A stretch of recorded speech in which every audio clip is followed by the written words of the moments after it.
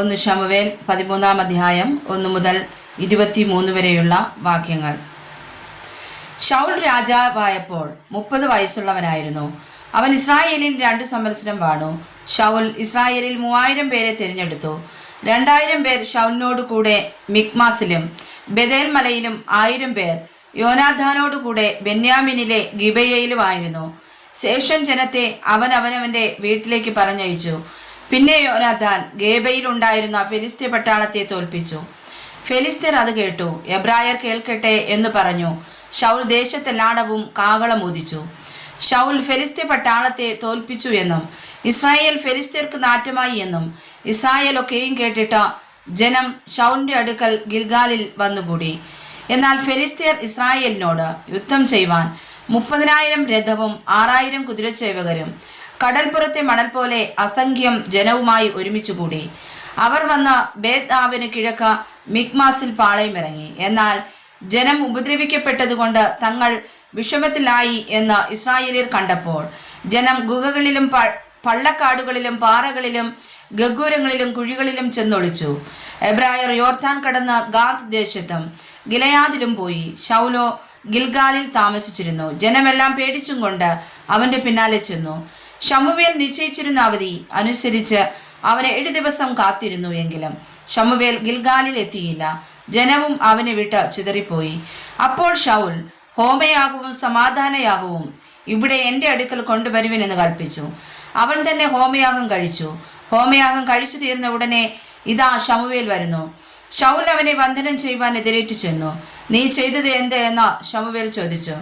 അതിന് ശൗൽ, ജനം എന്നെ വിട്ട് ചിതറുന്നു എന്നും നിശ്ചയിച്ച അവധിക്ക് നീ എത്തിയില്ല എന്നും ഫെലിസ്ത്യർ മിക്മാസിൽ കൂടിയിരിക്കുന്നുവെന്ന് ഞാൻ കണ്ടിട്ട് ഫെലിസ്ത്യർ ഇപ്പോൾ ഇങ്ങ് ഗിൽഗാലിൽ വന്ന് എന്നെ ആക്രമിക്കും. ഞാൻ യഹോവയോട് കൃപയ്ക്കായി അപേക്ഷിച്ചതുമില്ലല്ലോ എന്ന് വെച്ച് ഞാൻ ധൈര്യപ്പെട്ട് ഹോമയാഗം കഴിച്ചുപോയി എന്ന് പറഞ്ഞു. ശമൂവേൽ ശൗലിനോട് പറഞ്ഞത്, നീ ചെയ്തത് ഭോഷത്വം. നിന്റെ ദൈവമായ യഹോവ നിന്നോട് കൽപ്പിച്ച കൽപ്പന നീ പ്രമാണിച്ചില്ല. യഹോവ ഇസ്രായേലിന്മേൽ നിന്റെ രാജ്യത്വം എന്നേക്കുമായി സ്ഥിരമാക്കുമായിരുന്നു. ഇപ്പോഴോ നിന്റെ രാജ്യത്വം നിലനിൽക്കുകയില്ല. യഹോവ നിന്നോട് കൽപ്പിച്ചതിനെ നീ പ്രമാണിക്കുക കൊണ്ട് തനിക്ക് ബോധിച്ച ഒരു പുരുഷനെ യഹോവ അന്വേഷിച്ചിട്ടുണ്ട്. അവനെ യഹോവ തന്റെ ജനത്തിന് പ്രഭുവായി നിയമിച്ചിരിക്കുന്നു. പിന്നെ ശമൂവേൽ എഴുന്നേറ്റ് ഗിൽഗാലിൽ നിന്നു ബെന്യാമിനിലെ ഗിബയയിലേക്ക് പോയി. ശൗൽ തന്നോട് കൂടെയുള്ള പടജനത്തെ എണ്ണി ഏകദേശം 600 പേർ എന്നു കണ്ടു. ശൗലും അവന്റെ മകൻ യോനാഥാനും കൂടെയുള്ള ജനവും ബെന്യാമിനിലെ ഗിബയയിൽ പാർത്തു. ഫെലിസ്ത്യരോ മിക്മാസിൽ പാളയമിറങ്ങി. ഫെലിസ്ത്യരുടെ പാളയത്തിൽ നിന്ന് കവർച്ചക്കാർ 3 കൂട്ടമായി പുറപ്പെട്ടു. ഒരു കൂട്ടം ഒഫ്രയ്ക്കുള്ള വഴിയായി ശൂവാൽ ദേശത്തേക്ക് തിരിഞ്ഞു. മറ്റൊരു കൂട്ടം ബേത് ഹോരനിലേക്കുള്ള വഴിക്ക് തിരിഞ്ഞു. മറ്റേ കൂട്ടം മരുഭൂമിക്ക് നേരെ സെബോയിം താഴ്വരയ്ക്കെതിരെയുള്ള ദേശം വഴിയായും തിരിഞ്ഞു. എന്നാൽ ഇസ്രായേൽ ദേശത്തെങ്ങും ഒരു കൊല്ലനെ കാണുവാനില്ലായിരുന്നു. എബ്രായർ വാളോ കുന്തമോ തീർപ്പിക്കരുത് എന്ന് ഫെലിസ്ത്യർ പറഞ്ഞു. ഇസ്രായേലിയർ തങ്ങളുടെ കൊഴു, കലപ്പ, മഴു, മൺവെട്ടി എന്നിവ കാച്ചിപ്പാൻ ഫെലിസ്ത്യരുടെ അടുക്കൽ ചെല്ലേണ്ടി വന്നു. എന്നാൽ മൺവെട്ടി, കലപ്പ, മുപ്പല്ലി, മഴു എന്നിവയ്ക്കായും മുടിങ്കോൽ കൂർപ്പിപ്പാനും അവർക്ക് അരമുണ്ടായിരുന്നു.